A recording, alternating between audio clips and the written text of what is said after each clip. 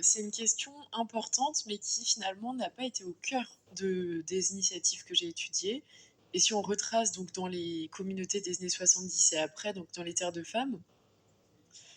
c'était un moment où elles cherchaient avant tout à s'extraire déjà des rôles, attendus par la société,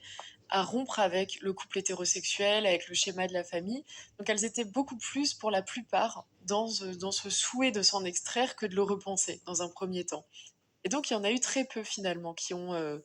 vécu l'expérience de la maternité et qui auraient pu contribuer à la repolitiser ou justement, à en faire un enjeu. C'est même une des autres limites que je soulève, c'est qu'il y a certaines femmes qui ont voulu des enfants ou qui ont eu des enfants et par exemple, bah, à l'époque, il y avait pas accès à la PMA ou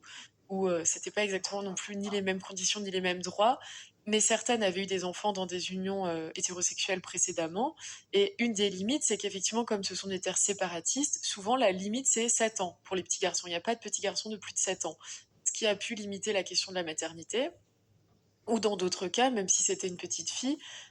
c'était pas forcément ce qui était mis au cœur et priorisé, donc elles se sont pas forcément senties pleinement, pour certaines, intégrées.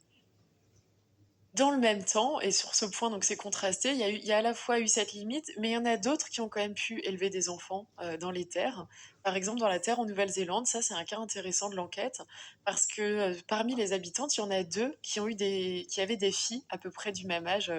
que quand elles ont créé les terres et elles les ont éduquées ensemble. C'est-à-dire que justement, elles ont, un peu cassé, ce schéma du couple qui élève un enfant, donc aucune des 2 n'était en couple ou alors pas tout le temps ou Mmh. voire elles étaient parfois dans des configurations polyamoureuses,